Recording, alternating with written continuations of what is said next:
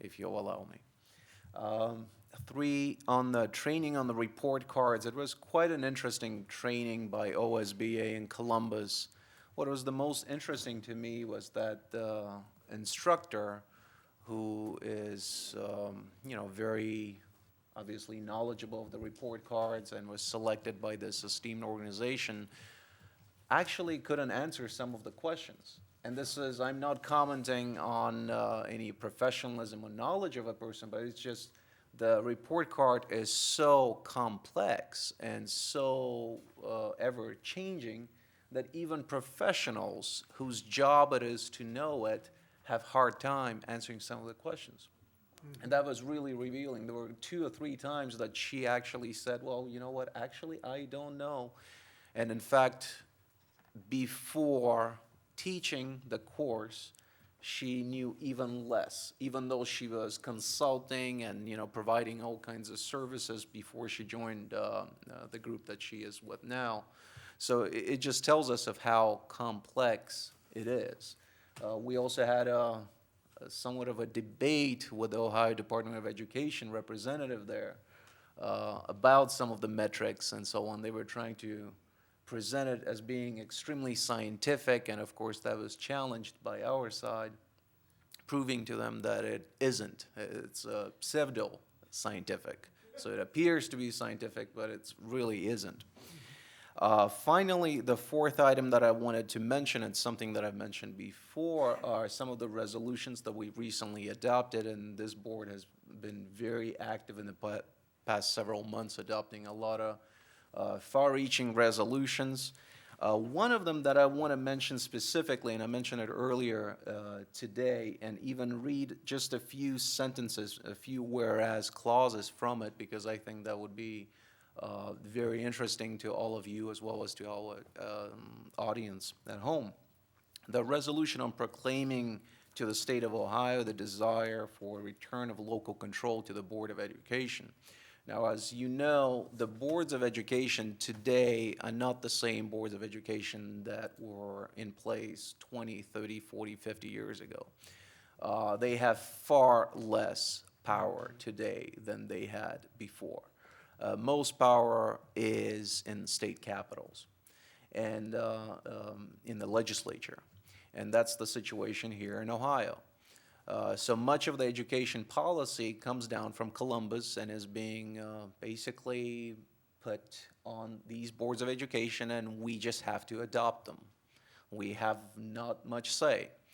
So I do invite all of you to be more active, let's say, in the socio-political life, and to make sure that you ask all the questions, that you meet with your elected representatives, and that you do all the things that are supposed to be done by an engaged citizenry. So now let me read just a few clauses because I think they should be very interesting for you. Whereas unfunded and constantly changing burdensome mandates targeting public schools have left school districts with only an appearance of local control and therefore less accountable to their communities. And whereas the influx of new educational policies from Columbus and Washington, D.C. emanate from a notion that public schools are somehow broken and need to be quote-unquote fixed by state legislators. However, Ohio's own data show that public schools actually outperform community charter schools despite doing more with less. And whereas state legislators create unscientific, deeply flawed, and constantly changing metrics for public schools while themselves remaining outside of similar grading and ranking metrics and protocols. And whereas the Dayton Board of Education requests that unfunded mandates be reformed and funded, specifically, number one, the OTES, the Ohio Teacher Evaluation System. Number two, the third grade guarantee. Number three, College Credit Plus. Number four, Ohio's new career advising policies. Number five, teacher residency programs. And number six, career technical requirements at the junior high level.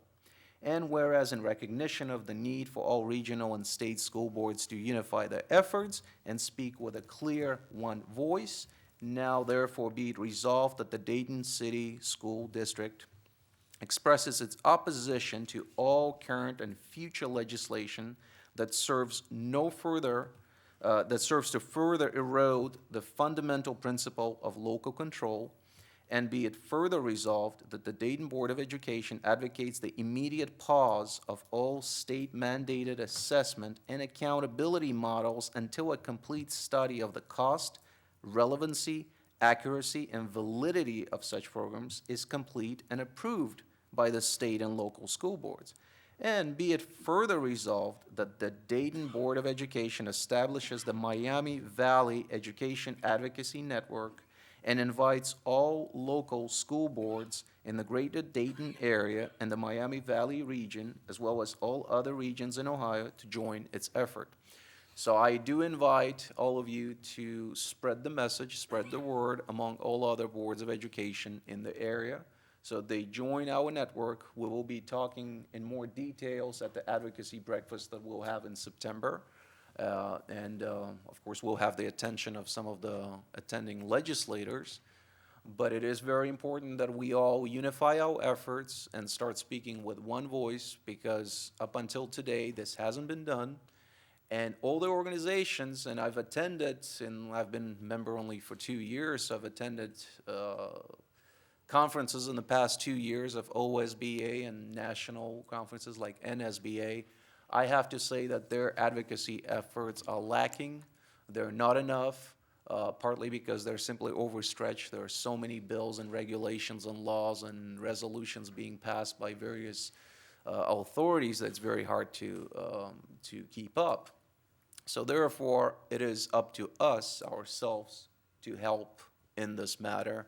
We can't rely on any other advocacy organizations situated in Columbus or Washington, D.C.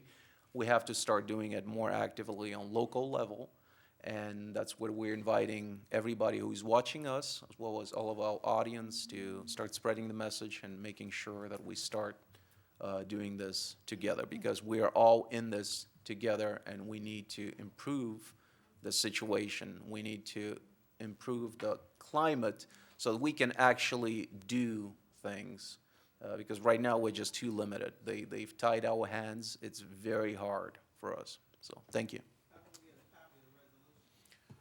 We will be posting it, well, it should be already in board docs, but we just physically signed it today, and so we will be scanning it and posting it with our signatures, because, you know, the version that's in board docs is unsigned. So. Thank you, Dr. Baguirov. Vice President Lee.